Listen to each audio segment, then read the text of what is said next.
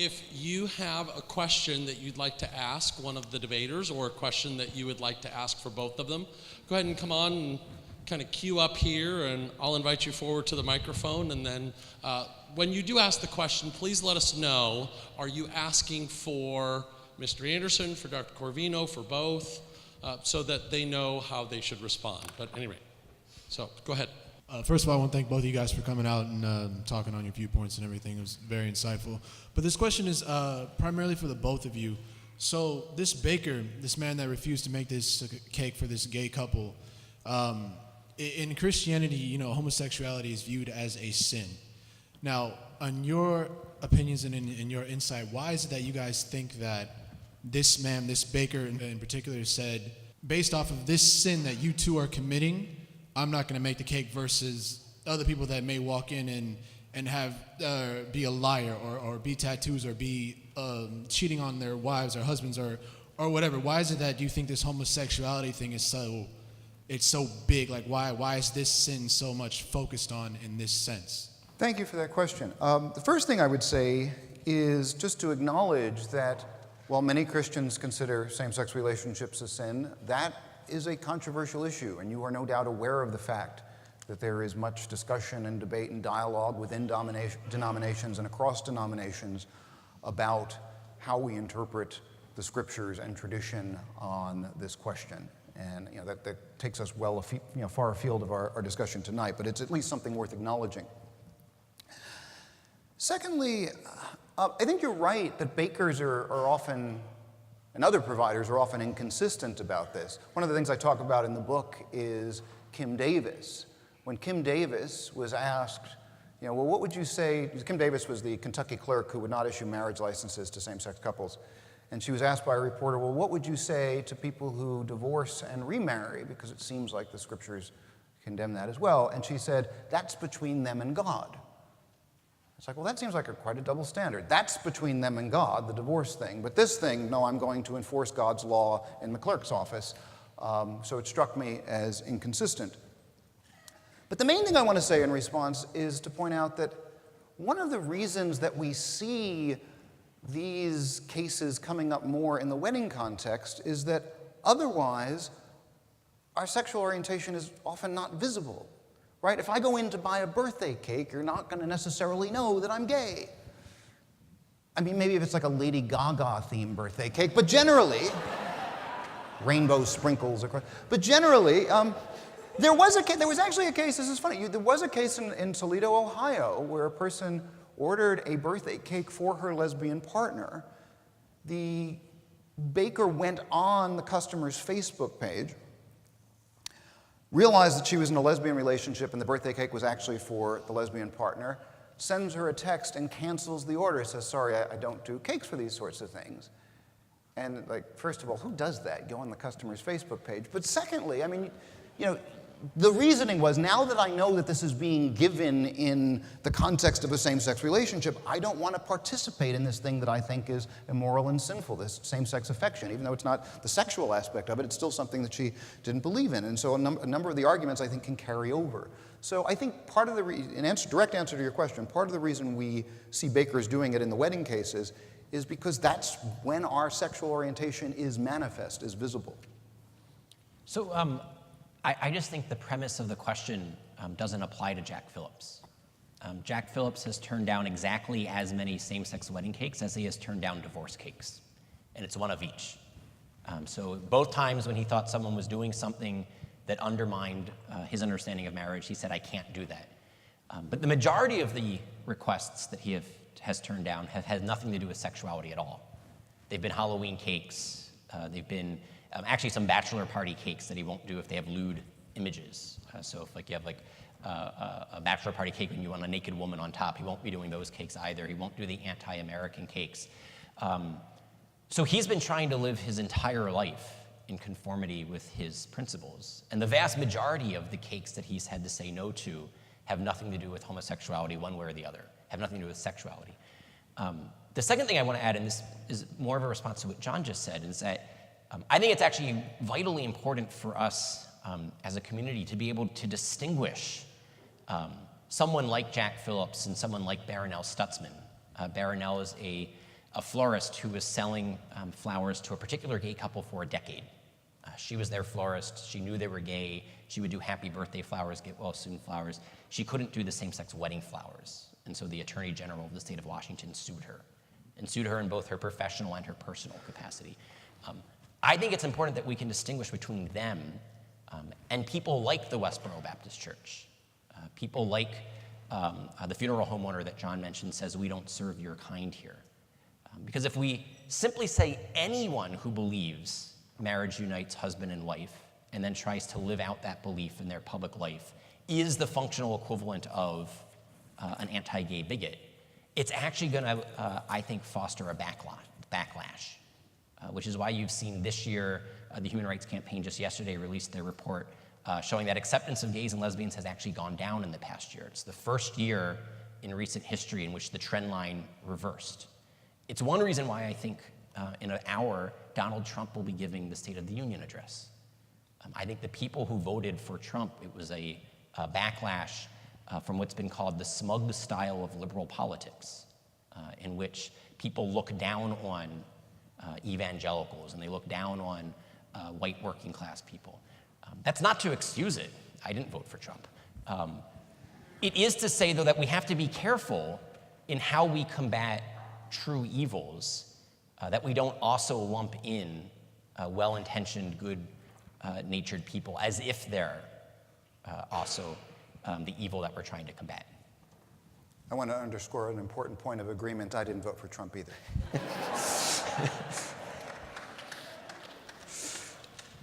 Good evening. Thank you both for coming. So I want to contextualize the question a little bit. It's more of a principle question because I think a lot of the discussions about the nature of justice and specific questions of the case going before the Supreme Court concerning Masterpiece Cake Shop relies on a lot of principles.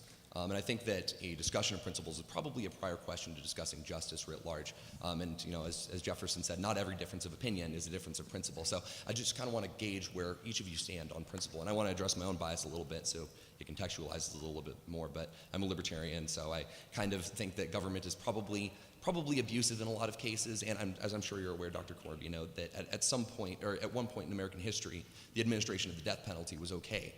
In Virginia state history because of anti-sodomy laws and the use of government to oppress individuals within the United States, and that was reinstated through Jim Crow laws. And obviously there's the concerns that Dr. Anderson talks about. And I think individual liberty is probably a pretty good check on a lot of individual discriminatory abuses, for instance, the liberalization of the automobile industry, precipitating the civil rights movement and the women's rights movement, and to some degree eroding the institution of slavery. And so my question deals with, at what point is the use of government force to seize individuals' property and to imprison individuals, at what point is that justified? And when is it not justified? Is there a guiding principle that for each of you determines when that is not okay or when it is okay?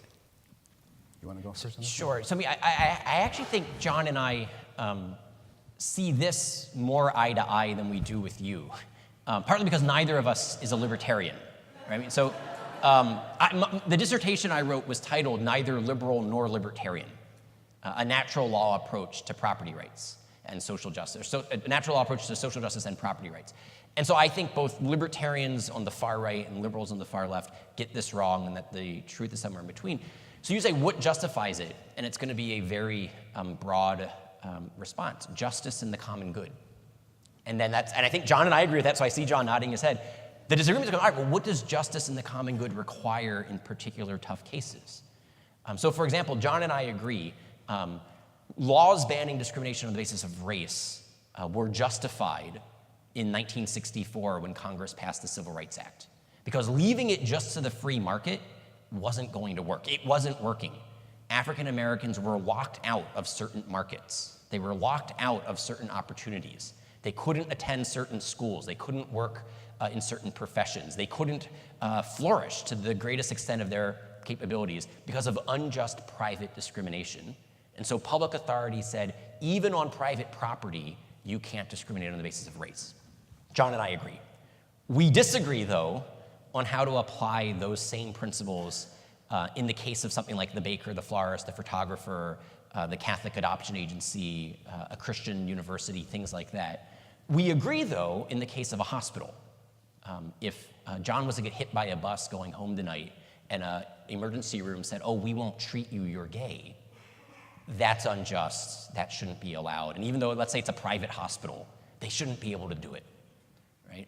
So we have some agreement on LGBT discrimination. We have disagreement on other cases, and then we have agreement on the race stuff. You should speak for yourself, though, so I'm sorry I spoke for you. You're doing a great job.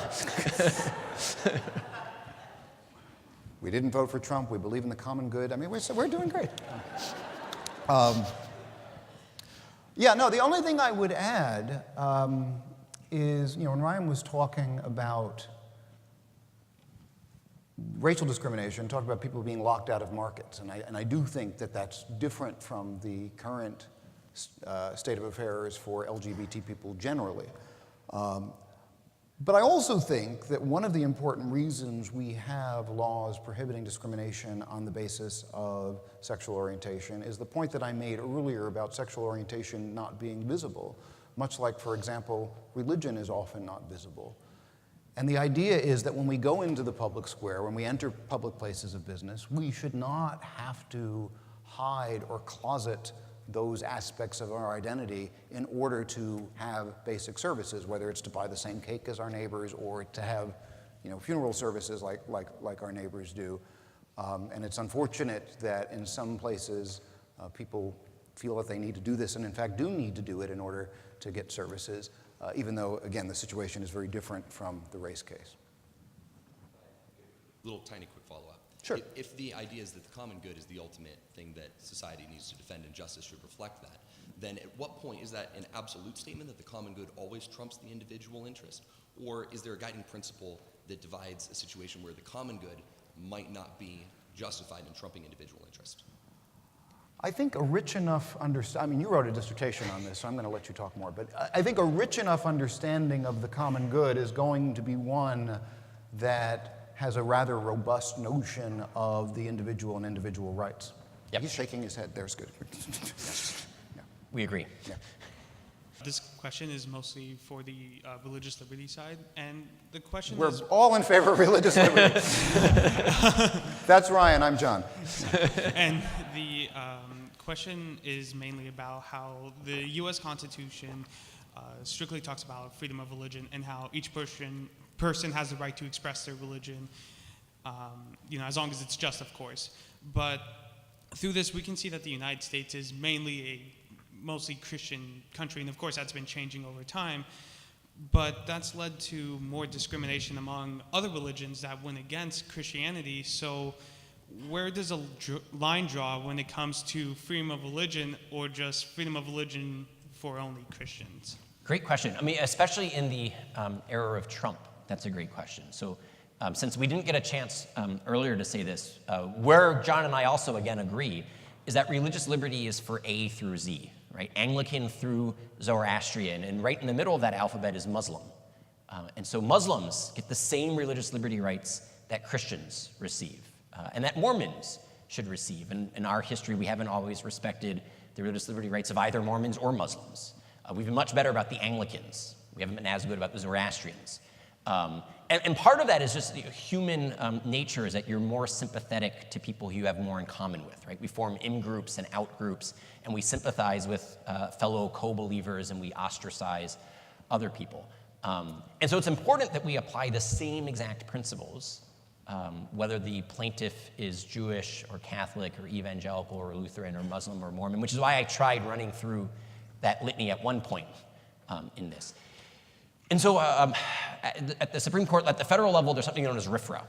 It's an acronym, RFRA, the Religious Freedom Restoration Act. And it says the federal government can only burden the sincere exercise of religious faith for a compelling state interest being pursued in the least restrictive way possible.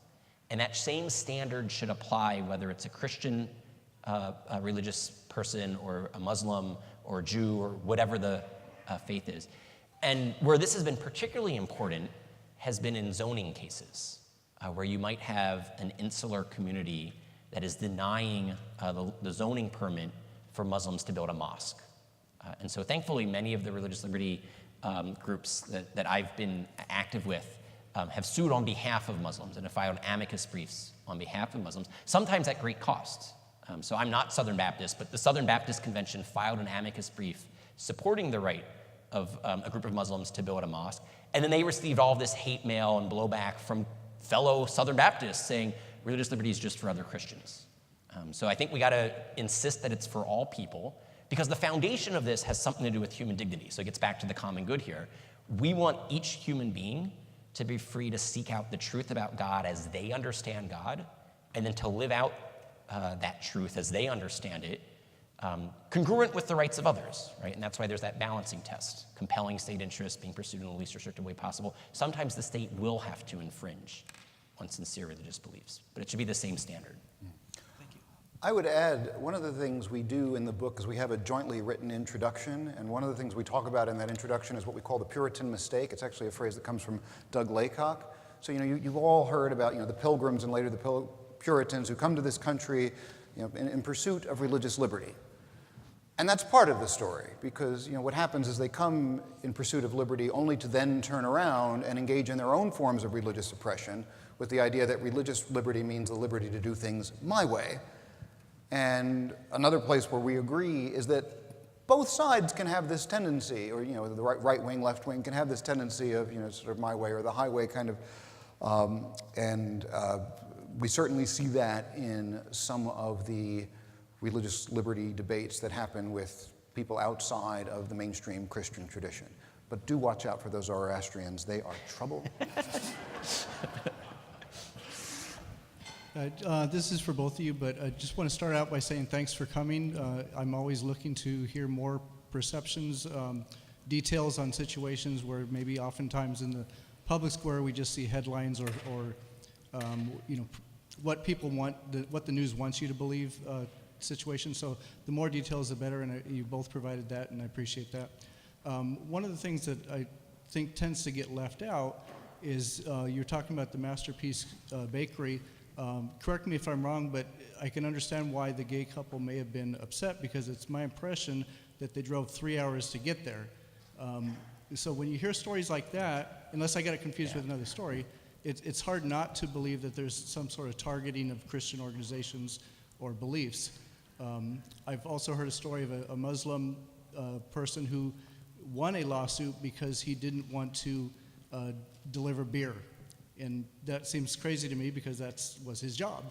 But it seems like the only people it's okay to discriminate against these days is Christians. And when you hear things like with North Carolina passing the bathroom law, and you have Bruce Springsteen canceling concerts, NBA threatening to cancel the All-Star game, it seems where it wasn't okay for the Masterpiece Cake Bakery to discriminate, but it seems okay for these other people to deny services based on their beliefs. So I'm wondering how those two get distinguished when it seems to be a double standard in the society where it's okay for one group to do it but not okay for Christians to do it without believing that it's some sort of, as you said, targeting of the wicked. So there's a lot in your question. No, it's a rich question, which I appreciate. One of the things I want to do is to acknowledge that, there are certainly cases where people are going to shops for the purpose of having these test cases so that there can be some kind of complaint or a lawsuit. Certainly the case of William Jack going to a Zukar bakery asking for the homosexuality as a detestable sin cake, he did that precisely for making a point, and I don't doubt that, that has happened in other cases as well. As far as we know, the Masterpiece Cake Shop case was not one of those cases. This is a couple who were legitimately surprised when they walked into the shop, were flipping through the catalog, and were told that they could not buy a cake. And I do think that it's different when we're talking about somebody like Bruce Springsteen saying he's not going to do a concert. I mean, it's one thing if there's a breach of contract there, but Bruce Springsteen is not a shop open to the public. I mean, it's a different kind of thing. And when I say different kind of thing, by the way, I actually, and I say this in the book, and I've said this elsewhere, I think that the photography cases are much more difficult than the cake shop cases. Both intuitively, because the photographer has to be on site and doesn't just sort of provide something that you then go do something with later on, but also because the photographer is producing something that is in each case a unique thing, so the design-based, use-based distinction that I set up, it doesn't apply neatly over there.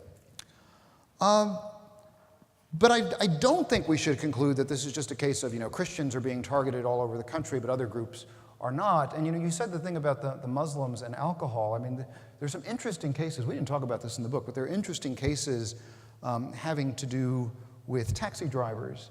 And Muslims, not only do not consume alcohol, traditional Muslims, they do not wish to, carry it, have it in their possession. And for a while, I think it was in New York City, but in certain jurisdictions, they developed sort of systems where if a customer was like visibly carrying alcohol with them, the dispatcher would just send you to a cab that was not by a Muslim driver. And of course, it's away in your bag, nobody knows, it's different. And that worked out well, but then complaints were, you maybe know more about these cases than I do. These cases come up across a wide variety of religious traditions, and they're different kinds of cases. So I agree with more or less everything John just said. What I would just want to highlight is my understanding of the Masterpiece case is that the couple lived in Lakewood, Colorado, which is where the Masterpiece cake shop was. So they didn't drive 3 hours just to kind of set him up for this. But the reason they went to him was that their wedding planner recommended him. And she recommended him not to set him up, but because he's really, really good at doing these creative, custom-made masterpiece cakes. Right? I mean, that's his niche. Which is why, people don't pay thousands of dollars for the wedding salad. Right? There's no such thing as the wedding salad. But people are willing. I was married within the past year, and we paid much more for the wedding cake than the flour and the sugar and the frosting was worth. Right? What we were paying for was the work of art, right? And it's a centerpiece, it's symbolic, we cut into it, I shoved it in her face, she pushed me up against the wall. There's a whole ceremony. There are pictures but there's a whole kind of ceremony around the cake. And the reason that brides and grooms, and for that matter, brides and grooms care about the wedding cake is it's symbolic. That's why the wedding planner suggested that they go see him. And that's why I think you can better sympathize with Jack Phillips as to why his objection was to the wedding cake in a way that it wasn't to cupcakes or brownies or cookies or other things that might be used at the wedding. So that was one thought. The second is this, what John mentioned about the taxi dispatcher. So my understanding is that it was at an airport, and Muslim taxi drivers would be in a different lane, and so the taxi dispatcher at the front of the taxi stand could put passengers in which lane, depending on whether or not they were carrying alcohol or they had alcohol in their breath, as a way of being able to accommodate the religious beliefs of Muslims. And the passengers never knew, right? So you land at the airport, you're in line, you get to the front of the line, you either go to lane A or lane B, you don't know, you don't care, and Muslim taxi drivers get to keep their jobs. It's a win-win. North Carolina tried doing the same, actually succeeded. They did the same thing for clerks. The way that North Carolina avoided the Kim Davis situation was 2 months before Obergefell, they passed a law saying every legally eligible couple will receive a marriage license without delay, but we will accommodate as many clerks as we can who have objections to issuing marriage licenses for whatever reason. So if you work at a county clerk's office in the state of North Carolina, you can just notify your superior that you have an objection to doing marriage licenses, and you get reassigned. You'll start doing gun licenses, gun permits. You'll do deeds and wills and estate. There are all sorts of things that go on at county clerk's offices, and someone else will be handing the marriage license desk. So as a result, no couple is inconvenienced, and as many clerks as possible that can be accommodated and can keep their jobs. It's a win-win situation. And yet, some people objected to that. I don't know if Bruce Springsteen did or not. I think his objection was to the bathroom bill. But I think wherever possible, we should try to allow people to live their lives in accordance to their beliefs, if we can accommodate them. Sometimes we can't. Would you say that about Keith Bardwell, if he would just refer people to another justice of the peace? Yes, if we didn't know, and so like North Carolina does this. So they don't ask Keith Bardwell what his objection is. They just say, oh, if you have an objection, whether it's to interfaith weddings, interracial weddings, same-sex weddings, you just won't be doing marriage licenses. We'll have you in some other part of the office. Where I wouldn't do this, though, is if it actually was known that his objection was based on race. And this highlights a distinction on how we look at various religious liberty and free speech laws.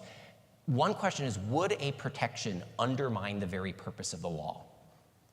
So we say that a protection for pro-life doctors doesn't undermine the ban on discrimination on the basis of sex. Whereas a protection for racists would undermine a ban on discrimination on the basis of race.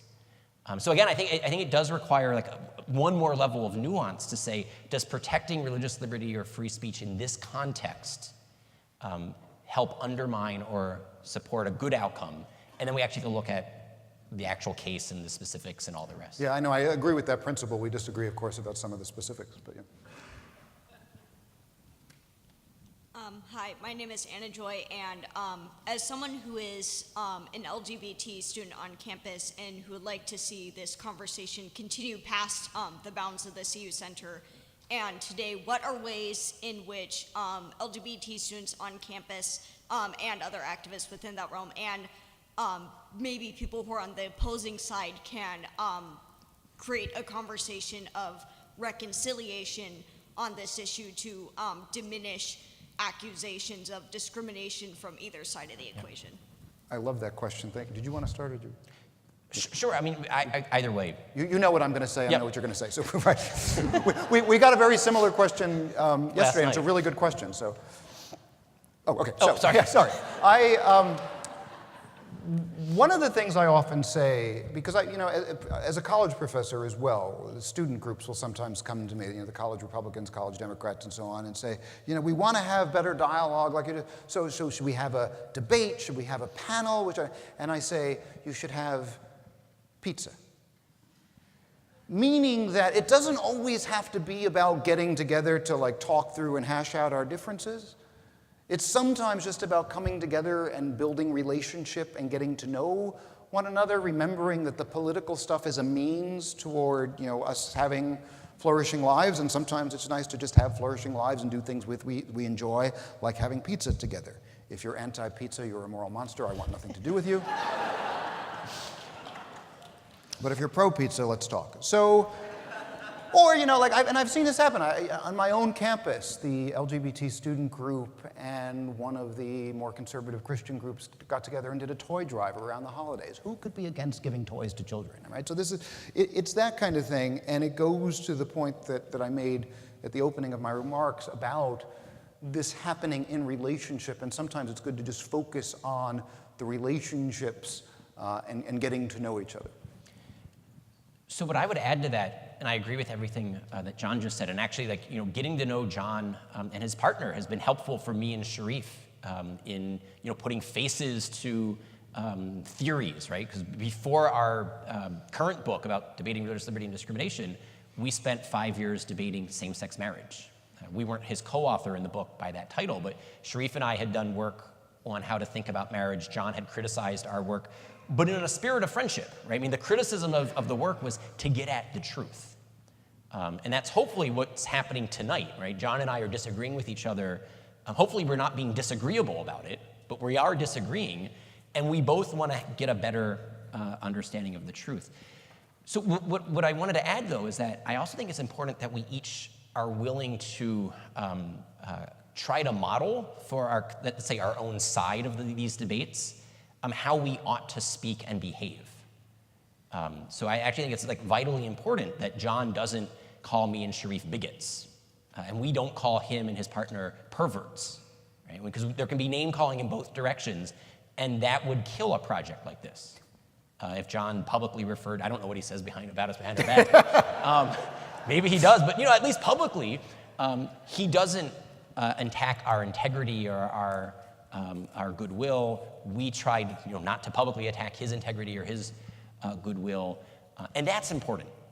And then the third thing I'll say is that It's important to think about, so if you're on this campus and you have disagreements about how to understand the order of creation of male and female and sexual orientation and gender identity, to think those things through together in good will, in good faith, and to say, look, we disagree about how to understand what it means to be made in the image and likeness of God, to be created male and female. But let's talk about it. What are the competing interpretations of the book of Genesis or the Gospel of Matthew, if you're looking at it from a biblical perspective? What are the competing philosophical perspectives on how to think about marriage and human anthropology and embodiment? And then I think both sides will see that there's a lot more going on here. Right? It's not just one side's being heretical and rejecting the authority of Scripture, or the other side is just being bigoted and hating gay people. Both sides have good points to make. And so there also needs to be space to have those sorts of conversations over pizza and I would say beer. Lutheran beer, perhaps. Okay. Ryan also said one other thing last night that I think is worth repeating, which is to really, speaking of pizza and beer, but to cultivate your social media diet, because so many of these exchanges when they happen on Twitter or on Facebook or in this sort of soundbite thing that sort of quickly escalates and is not often the best forum to have that kind of dialogue, and I thought that was a very good point. To preface, I just want to thank both of you for your appearance. The book truly was an accomplishment in concision, eloquence, civility, so thank you for being here. I'm going to direct my question at Dr. Corvino, but I'd appreciate both your perspectives. My question concerns the idea of dignitary harms and the evolving jurisprudence surrounding the ongoing culture wars, which have kind of been a broad subject, and the definition of discrimination at large. So to get down to it, how does the idea of dignitary harms play into the Masterpiece Cake case, if it does, and is the concept of dignitary harms in the debate agreed upon enough to help better formulate a better understanding of how to define discrimination? Excellent question, and to answer the second part of your question first, no, I think we don't have enough agreement on the notion of dignitary harm, and I actually think that one of the kind of unfinished projects of the book, one of the things that I wish I had gotten clearer on and that I think that we as a community and conversation need to get clearer on, is the notion of dignitary harm. Because it's often cashed out, people think it just means sort of hurt feelings, and I don't think that's what it means. It has something to do with exclusion in the context of a more systematic exclusion. And just to say a little bit more for those of you who haven't read the book or maybe haven't heard the notion of dignitary harm, when we look at cases of discrimination, one way to think about them is by separating what we might call material harms from dignitary harms. So material harms, being actually deprived of goods and services that you need. In these cake cases, of course, the material harm is negligible if it exists at all, right? So it's first, no one's going to starve because they don't have a wedding cake. This is not like we were talking about not selling bread and milk and eggs to people. And if the couple has to go to another store, that may be an inconvenience. It may be a real cost in time. There's a case I talk about in the book where a woman and her friend spent hours. They were trying on wedding dresses in a dress shop in New Jersey, and big sort of thing. You get together with your friends, and after they finally picked out the wedding dress, she went to order the wedding dress. The owner found out that it was for a lesbian wedding. Said, "I'm not going to sell you this wedding dress." I mean, so that there is a material cost there of time and wasted energy and so on. But really, in the kinds of cases we're talking about, dignitary harm is the more relevant part. And that's true in a number of the cases of racial discrimination that we've discussed. Bob Jones University, a Christian school which did not allow interracial dating. This was Bob Jones, a spokesperson for the university, explained, "God has separated people for his own purposes. He has erected barriers between the nations, not only land and sea barriers, but also ethnic, cultural, and language barriers. God has made people different from one another and intends for those differences to remain. Bob Jones University is opposed to the intermarriage of the races because it breaks down the barriers God has established." And when do you think that that quotation is from? 1950s, 1960s? It's actually from 1998. They did not get rid of that policy until the year 2000. Now, what was bad about that policy? It wasn't that, oh my God, where are people going to get a Christian education in 1998? Because they could come to a great place like Concordia, right? So it wasn't the material harm of it.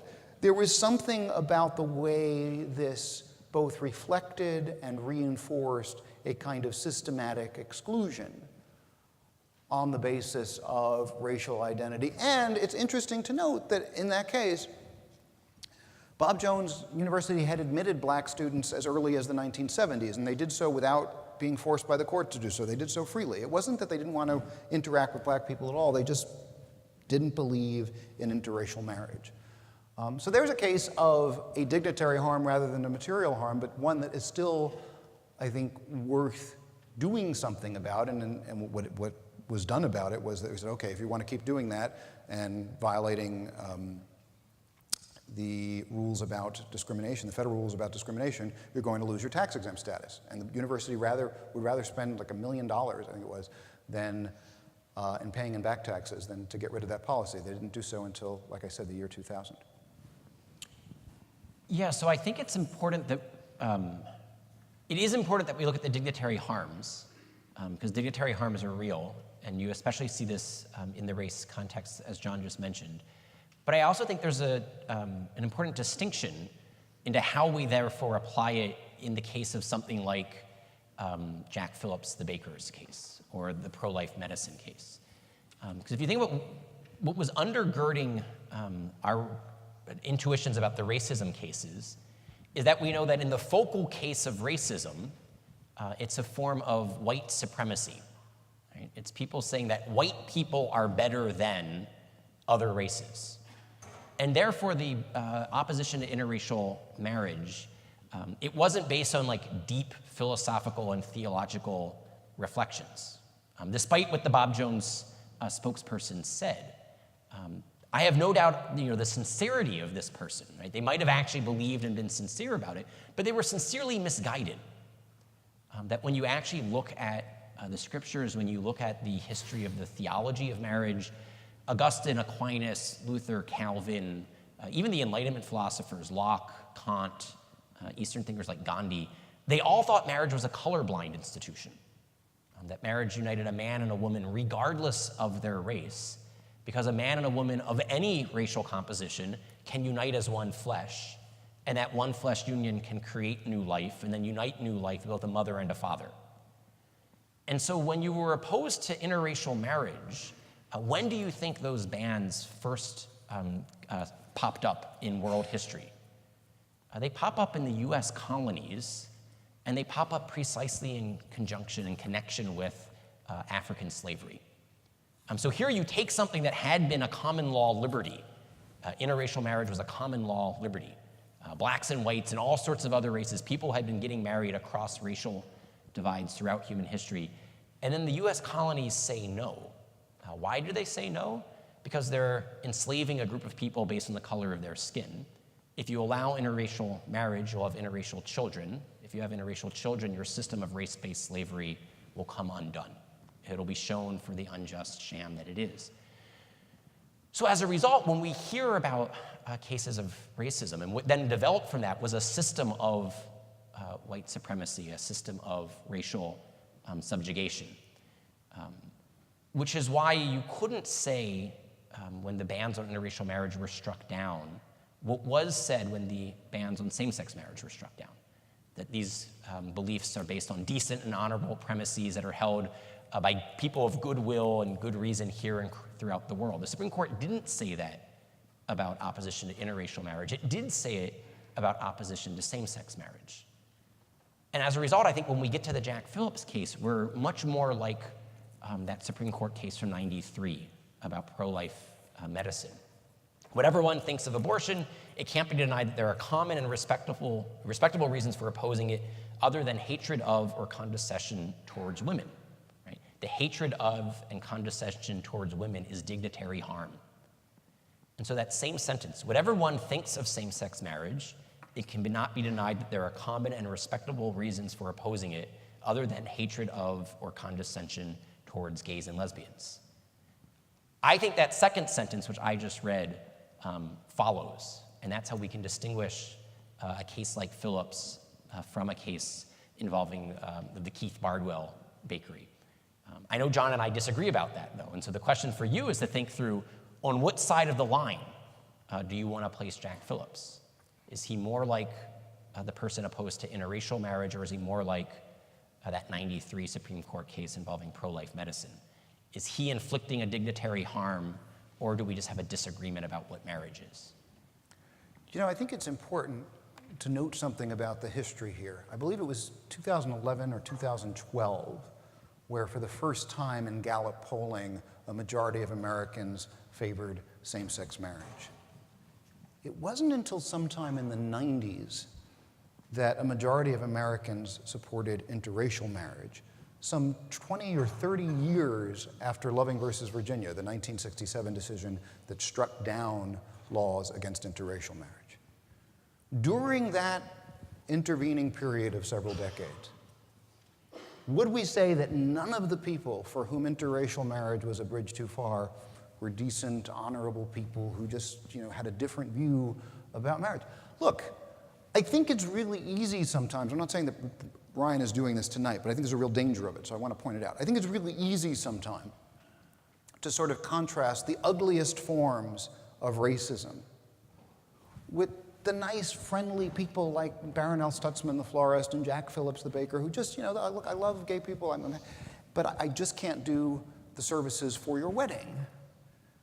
Except that not all racism involves like carrying torches in Charlottesville, and not all opposition to same-sex relationships involves nice grandmotherly types like Barronelle Stutzman. And if you don't believe me, look at the comments on my YouTube page and see that some of this is. So I think that both the histories of racism and the histories of discrimination against same-sex relationships and gay people are complicated. And the fact that the discrimination against same-sex couples, same-sex relationships, gay people, has a longer history with a lot more sort of religious underpinning doesn't make it better from my perspective. It actually makes it harder and worse to confront in some ways. So it's complicated.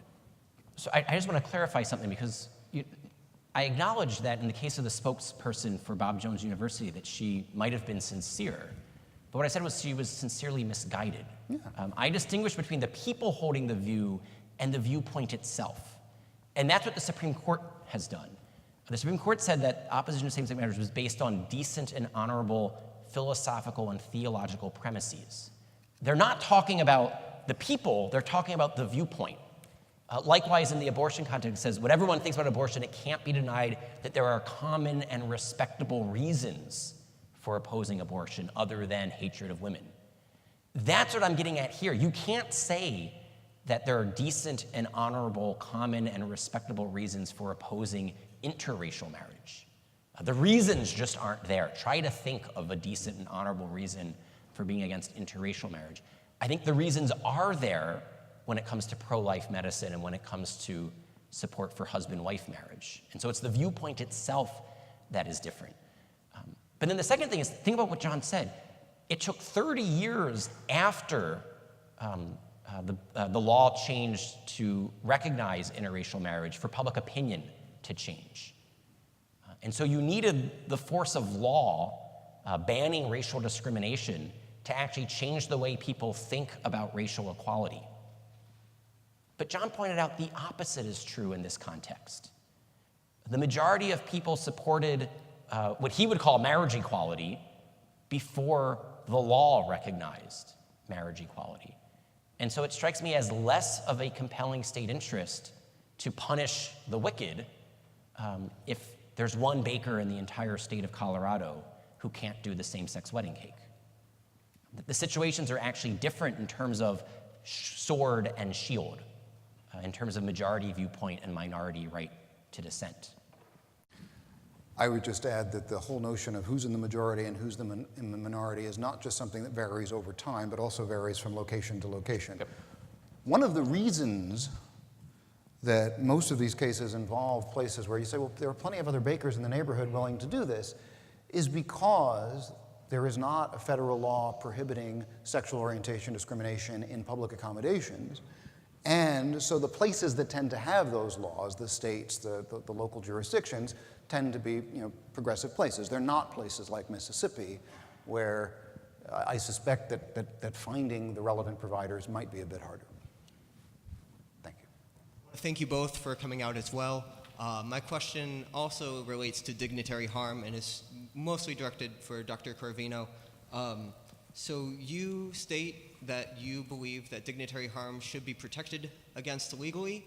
My question was, how would you reconcile a situation where both parties claim to have been harmed under dignitary harm? Well, this is why I think we need a deeper, richer theory of dignitary harm, and I acknowledge that this is one of the unfinished projects of the book.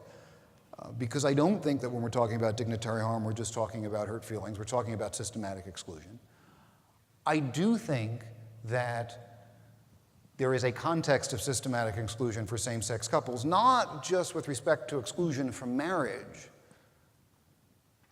but also, and I think people forget about this, where you've got the people who are now talking about liberty, liberty, liberty, actually favoring things like anti-sodomy laws, which made consenting sexual relationships criminal, which made me an unapprehended felon in the state of Texas for many years. And these same people, who supported sodomy laws, I'm not saying Ryan supported sodomy laws, but many of the same people who supported sodomy laws, who opposed same-sex marriage, now say, oh, we're the oppressed ones, right? And we are the ones who are excluded from the public square. I think it's really important to recognize that laws like Colorado's public accommodations laws protect both ways. They mean that Jack Phillips can't refuse to sell the cake to the same-sex couple. They mean that Marjorie Silva or I can't refuse to sell a cake to Ryan and Anna and say, no, I don't want you people getting married because you're going to have more Catholic children and they're going to grow up to have your views and I don't want, so no, right? Because that would be discrimination. So they protect in both directions. But yeah, I grant that the dignitary harm thing is complicated, and it's partly complicated because you have to figure out a way to protect people from that while also protecting robust free speech considerations, and that makes it harder. But so here's where I think that this, the application of the laws isn't being applied in an even-handed way, or at least not so much the application of the laws, but who chooses to file lawsuits, whether it's individual plaintiffs or state attorney general. The Human Rights Campaign will not hire me. Planned Parenthood will not hire me. And the reason why is because I'm a pro-traditional marriage, pro-life Catholic. Are they discriminating on the basis of religion? Because in employment law, it's illegal to discriminate on the basis of religion. And my pro-life viewpoint follows straight from my Catholic identity. We even have a document called Evangelium Vitae. It's a papal encyclical that John Paul II wrote. It's in Latin, so I don't expect any of you to know what it means. The translation is the gospel of life. And so we think that the gospel is the gospel of life.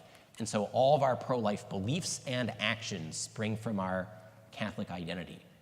So when Planned Parenthood refuses to hire me, are they discriminating based on my identity, or are they hiring based upon their mission? I think they're hiring based on their mission. So I also think it's the case that when a Catholic school won't employ a gay man who's in a gay sexual relationship, they're not discriminating against him based on his identity. They're hiring based on their mission. And yet no one sues Planned Parenthood for not hiring pro-life Catholics, and Catholic schools get sued several times a year for not hiring gay men who are in gay sexual relationships. And so there's a double standard here. Because the way that we use the law that says no discrimination on the basis of religion is as a shield to protect people from unjust discrimination, not as a sword to impose a certain orthodoxy on other people. I'm not going to impose my religious orthodoxy on Planned Parenthood.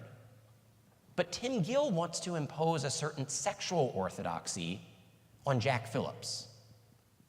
Jack Phillips is now is at risk of being inflicted with a dignitary harm, not from a private citizen, right? So you could say that Jack Phillips inflicted a dignitary harm on the same-sex couple. But now the state government is inflicting a dignitary harm on him, saying that his beliefs are so contrary to justice and the common good that he can't have freedom to live his life and run his business in accordance with his beliefs. That stigmatizes him, that demonizes him, that limits both his professional opportunities and material opportunities, but it also hurts his sense of dignity. So there's dignitary harms on both sides. And I hope the court takes that into consideration. I think Kennedy is sensitive to this. So you'll be unsurprised to learn that I disagree with much of what Ryan just said in his application of the notion of dignitary harm, but that may be partly because we need to get a clearer sense of what dignitary harm means and how it doesn't just mean, we disagree with you. But I want to go back to what you said about, HRC won't hire you, Planned Parenthood. Well, newsflash, Heritage is not going to hire me. Focus on the Family is not going to hire me, right? So, and I get that there are organizations aimed at promoting a particular message that hire in accordance with that message. It gets more complicated, I think, when we talk about schools, and I'm generally inclined to give wide latitude to religious schools on religious matters, but when we talk about people, you're hiring a French teacher, hiring an English teacher, and so on, it gets more complicated, and I'm not going to do justice to those complications here, so I just want to bracket that and note that it gets more complicated. But I don't think the Masterpiece Cake Shop is that complicated because it involves telling the couple that they can't buy the very same items that other people who walk into the store buy. That's the problem. And that's different. And it's not the case that Marjorie Silva is telling William Jack or you that you can't buy the very same items that other people who walk into the store buy. But you're overlooking that the very same item in different contexts carries different messages. And what Jack Phillips' objection to is to expressing a message that he disagrees with. So imagine that one of the, let's say he's a catalog baker, and you go in and you say, I want cake on page 7, and the cake on page 7 says, God blesses this relationship. And they're like, look, last week you baked that very same cake for Ryan and Anna. This week I want you to bake it for Ryan and John. It's the very same cake, but in context, it communicates two very different messages. And that's what Jack Phillips' objection is to. And I think we need to be sensitive to this, that it's a message-based objection. And message is going to be determined by the design and the event and the context. So you'll be surprised to learn that I actually am inclined to agree with Ryan that in a cake that said, God blesses this union, because of the writing and because I believe of the line, you have to do the line drawing somehow, that somebody who wants to sell it to one group but not another group, because if it says this union and this is an indexical that refers to something very specific, that there is a reason for a free speech exemption in that case. But I don't think that therefore you can make the argument that any time you have an item that's going to express a different message in a different context, the baker can just refuse to sell it in the one case or the other, because I go back to Bardwell Bakery. Selling the wedding cake to the interracial couple, is it going to express a different message than selling the wedding cake to the same race couple? It's going to say, I recognize and celebrate this marriage versus I recognize and celebrate this marriage. And yet it strikes me as a clear case of racial discrimination to say I'm going to sell this very cake to one couple but not to the other. That's the worry that I have. But John, you seem to be contradicting yourself. Because you said if it had words that says, God blesses this union, right, then the baker wouldn't have to do it. And so right, presumably, the Bardwell Bakery wouldn't have to bake that cake for an interracial couple if you're right, going to be consistent. True. So if you're willing to say that once we agree that the cake is communicating a message, you don't have to bake it for messages that you disagree with, and that would include Keith Bardwell not doing it. Then all we're disagreeing about is whether or not a wedding cake without words conveys a message. And so the Keith Bardwell example is just a distraction. What we need to focus on is a wedding cake communicative? Is it expressive?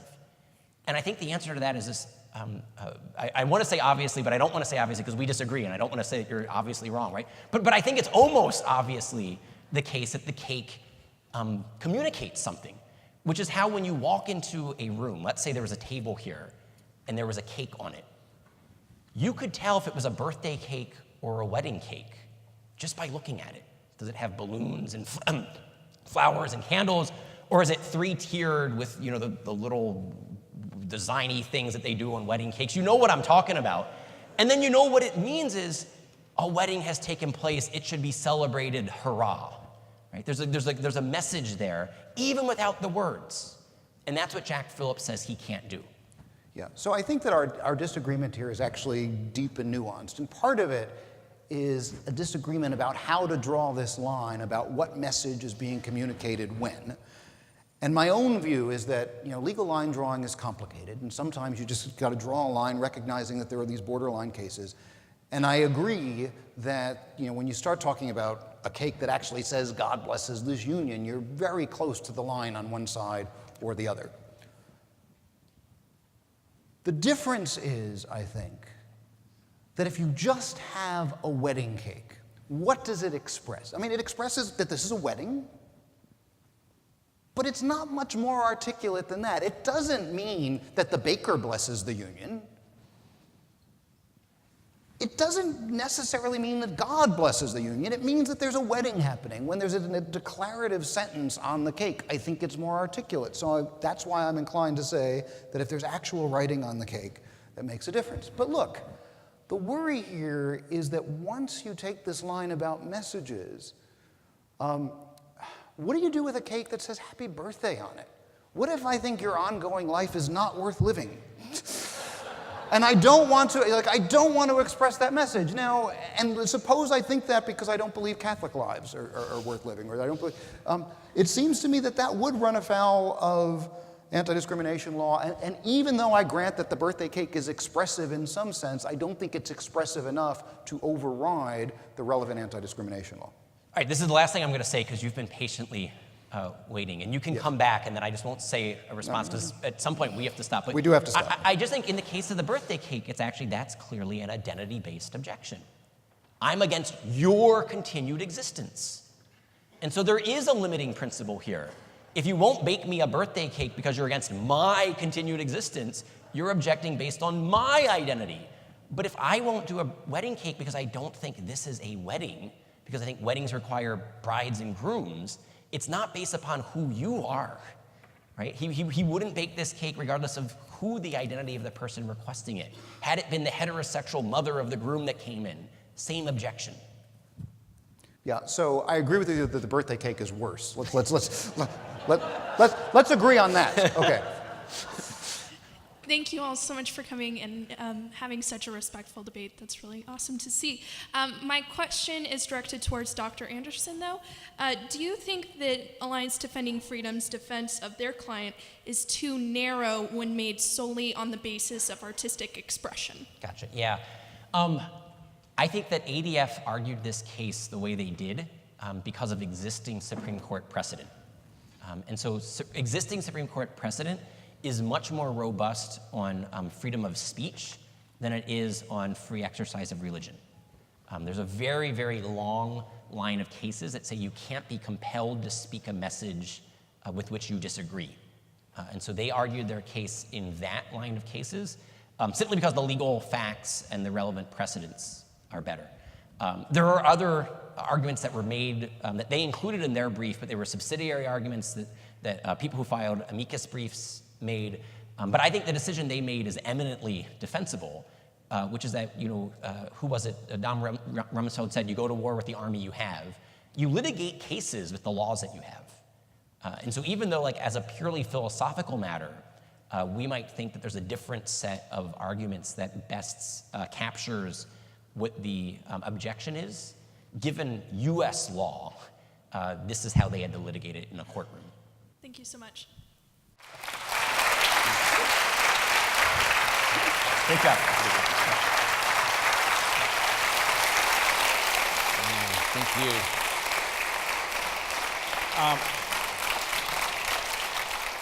Yes, you have lived up to our hopes and exceeded them. This was a tremendous debate, a tremendous display of civil discourse, and also getting really into the issues and fleshing them out. You've given us much food for thought and for discussion.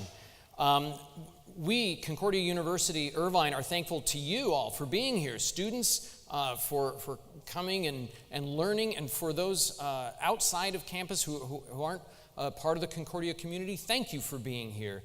We really appreciate it, and we hope you've gotten a lot out of this.